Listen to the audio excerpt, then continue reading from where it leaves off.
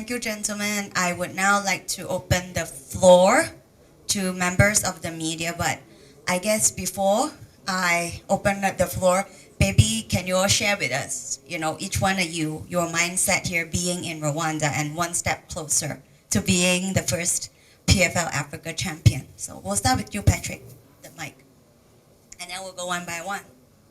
Hello guys, thanks for having me here. It's a huge privilege for me to be in Rwanda today, in Kigali. Such a beautiful place, guys. And it's very, very clean. And I must say, and the people here are very accommodating. And then back to the event itself.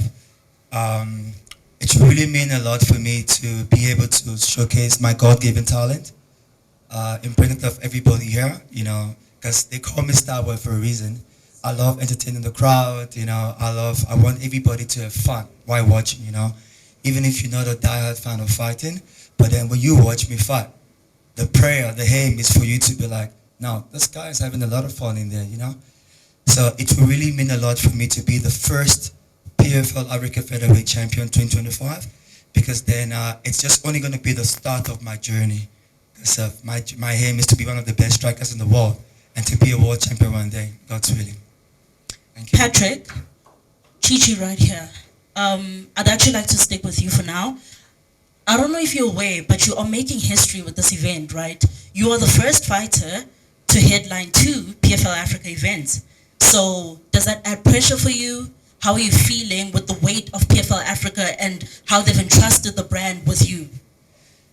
In this line of job, it's always constant pressure, you know what I mean? And then I just see myself as being privileged, to be undergoing all what I'm going through right now. I wasn't expected to be the main event as well there in Rwanda, but then it's God's plans, So the one thing I want to keep on my end is to make sure that I keep on entertaining everybody. And then for those that believe in me and those that believe that I'm destined to be great, so I just want to keep the focus and making sure that I don't disappoint anybody. No, as I said, it's a privilege to be here at Rwanda at this PFL Africa.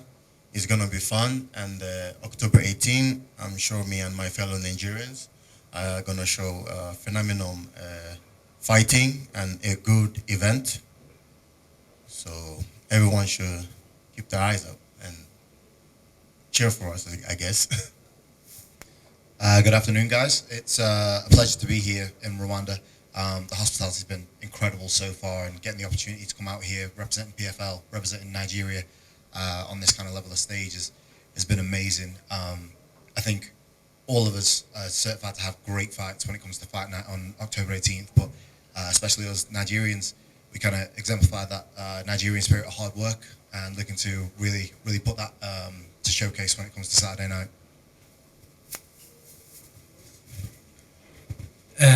My name is Olivier Iradukunda. I wanted to ask one of the professional fighters you have here, whether Ochieme or another one.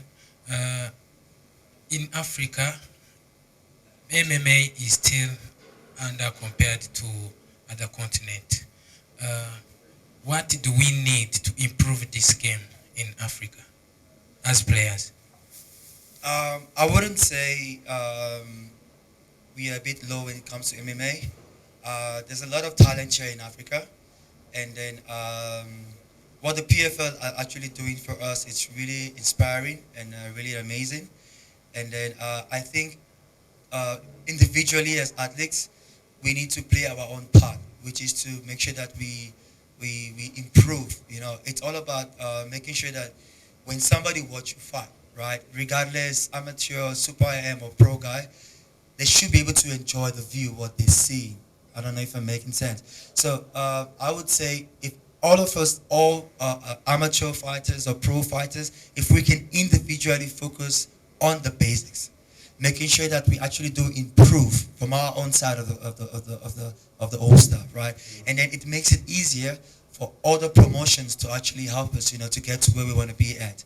You feel me? So I would say that Africa is really doing well, and we already have some great athletes around the world that are coming from out of Africa.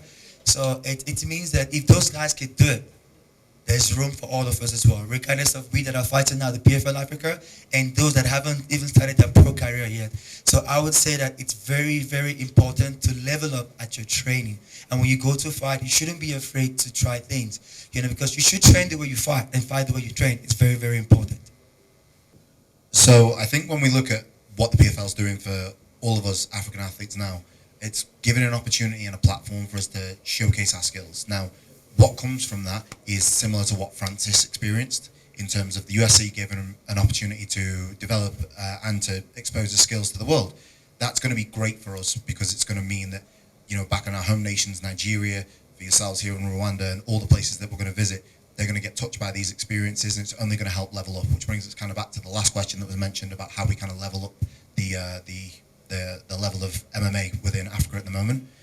PFL coming here is huge for not just Africa, but for every one of the fighters in Africa.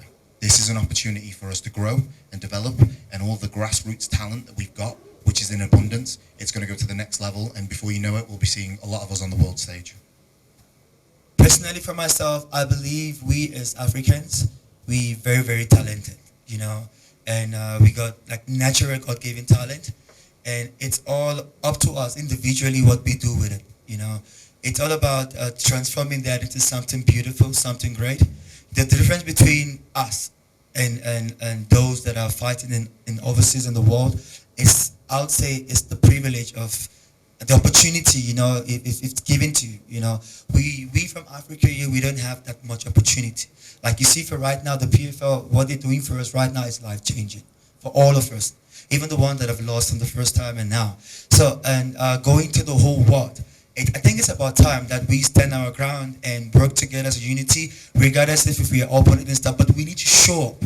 We need to show up, we need to perform, so that those from Europe, from America, from all the part of the world, to see that we as Africa, we are united. Because together we will definitely be strong.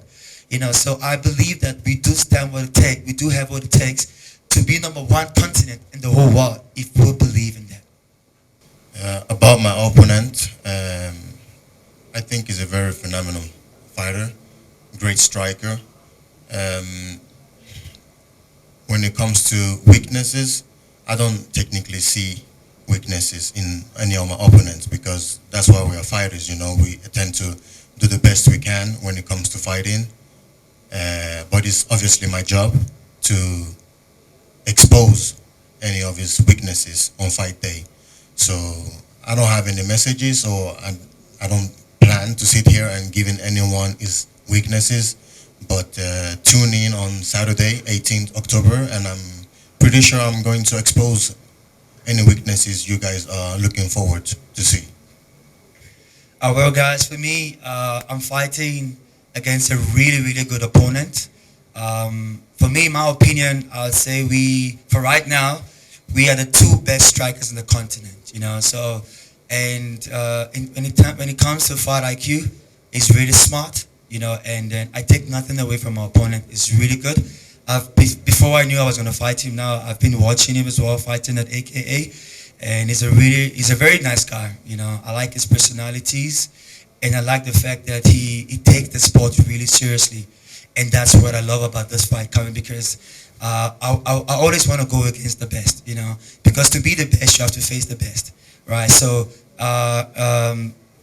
what I would say is, it should be a good one, because I believe the hard part is already done, because now we both should be just focusing on the weight cut. So coming on Saturday, it should be it should be a lot of fireworks in the fight. So my opponent is Abraham Babley. He's absolutely fantastic. PFL veteran, Bellator veteran. He's stunning. Very, very fast for a heavyweight. Light on his feet, aggressive, strong. I used to train with him actually, and I would consider him a friend of mine. So I'm not going to speak on weaknesses and strengths and stuff. I think we're going to have a great fight. It's going to be an absolute barn burner. I feel absolutely fine about it. He feels absolutely fine about it. This is business. It's nothing personal. I'm sure I'll have a drink with him at the hotel when I'm finished. Win, lose or draw, I want to see all of my friends and all of my African brothers succeed. I know Maxwell very well. He's on the other side of the bracket. If I get past, if I get past Abraham or if he gets past me, whatever, there's a good chance that he might be in the final if he gets past Justin. They train together. I've trained with Maxwell. It doesn't matter. Like the reality is that we're all succeeding, and that's great for Africa. So what else could we want? We know that your fight last time ended in a disqualification of Abdullahi Kane. And I was just wondering, since he's also on the card fighting as an alternate, do you feel pressure to perform because he might, I don't know what the technicalities about being an alternate means, and I would say, do you feel like it is something that you need to, I would say, win in spectacular form? Why would I need to? Why would I need to win? Because he might, I would say, replace you as like a, if he gets like he performs Okay. better than you, I would say. So I can tell you how the process of the alternate would work. The alternate would work in the instance that, let's say he wins his fight, he would then be the alternate for the final. So if I get injured or the finalist gets injured, he would replace. And how? There isn't a scenario where if I win, he replaces me due to whatever. The reality is that, unfortunately, he poked me in the eye and then followed it up with an illegal knee. Yeah. Now, the specifics behind which I'm not going to discuss, but my eye had some serious issues thereafter.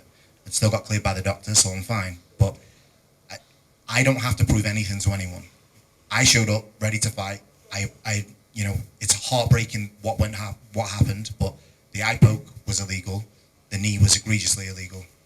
I totally appreciate that he got himself in a situation where he got disqualified, and I can completely empathize with that. But the reality is that holds no bearing on me. I didn't do this. So there's no pressure on me to perform and be somebody different because somebody else illegally fouled me. And in the instance that somebody else pulls out and I'm in the final and I see him again, absolutely great. Then we can run it back and I'll prove to you why I would have won the first time. Yeah, definitely. Question for Adasinya. Brother, 100,000 US dollars. What's the first purchase you're gonna make? $100,000. Yeah, first purchase, 100,000. I'm gonna invest the money. I'm not buying anything. Just gonna invest. I got families to feed, so we're investing. So I'm just gonna invest. Good afternoon. My name is Lucy. I work for Radio France International. The previous generation of African MMA fighters had to go on other continents in Europe, in the USA, to access professional training, to participate in events. Is it something that is changing for your generation, for you guys? Okay, I think that question is related to me actually. I'm very privileged, to have my team, the likes of Dwayne Meredith. He's the best in the game when it comes to jiu-jitsu and stuff.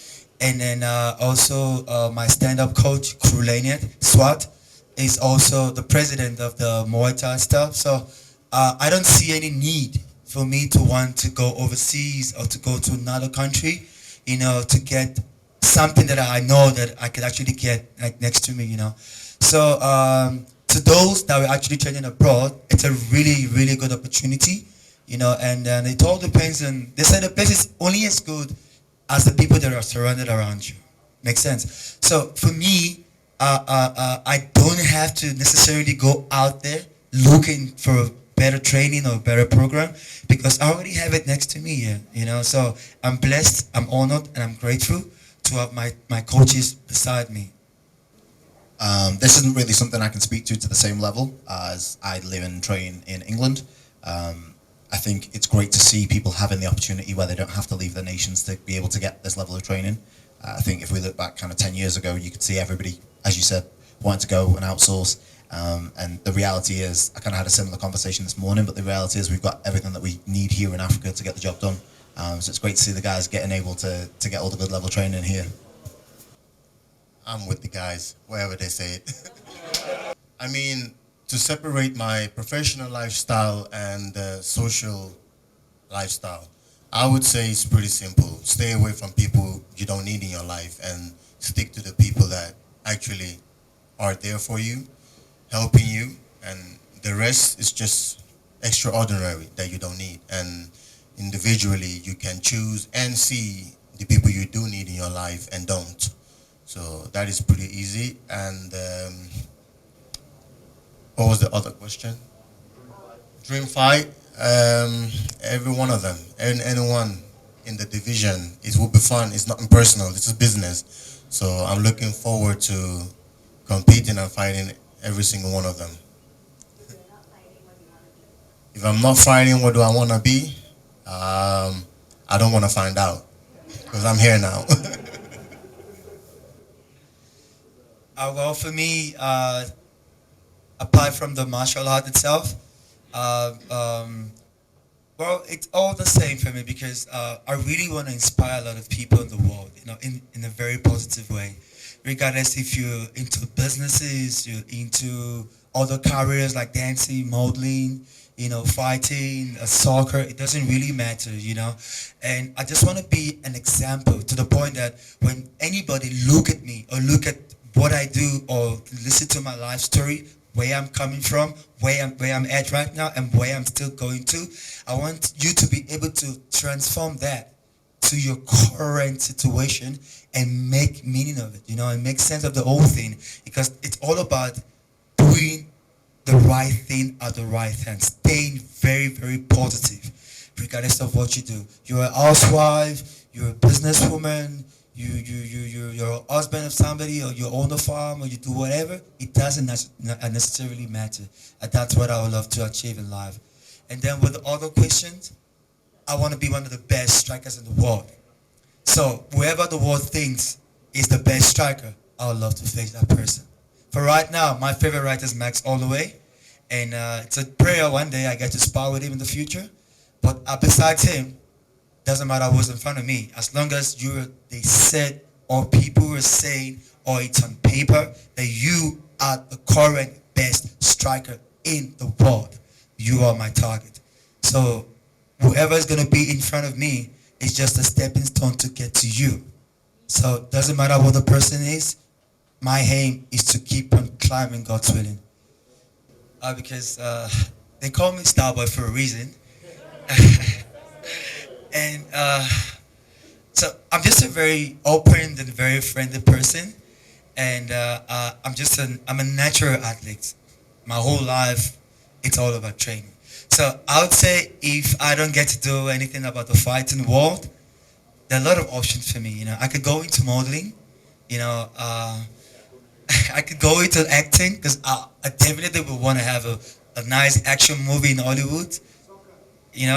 And if time, sorry, I sing better when I sing praise and worship.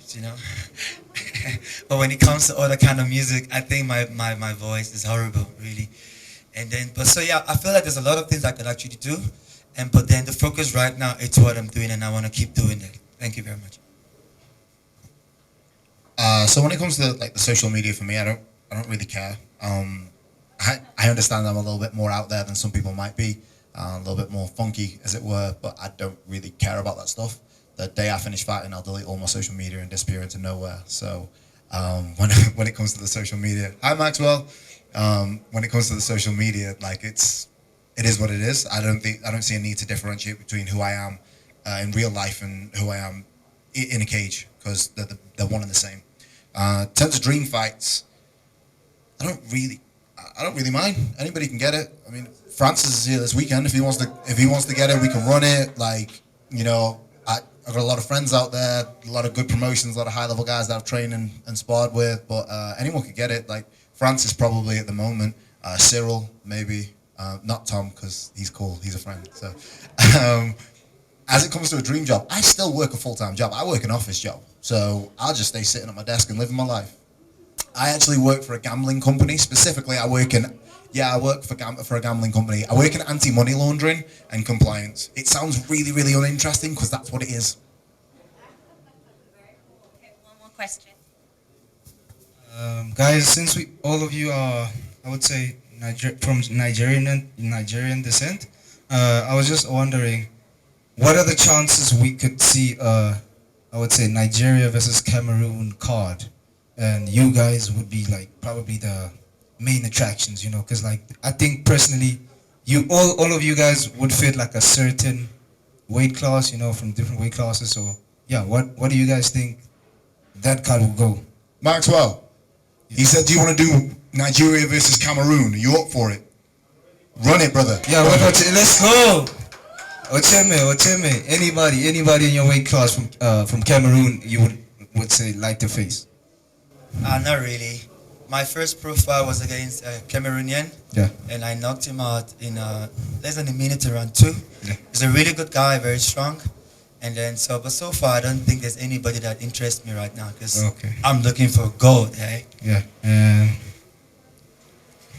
As for me, I love to fight, so I'm up for anything as long as it gets me paid and gets me in the cage. 100,000, baby. 100,000. Go get it. Go get it, Tiger. Maybe to wrap this up, can we get like a fight prediction for fight night? Would you like to predict? I'm predicting fight of the night between me and AP. No particular finish. Absolute war. 3 rounds of hell. Well, for me,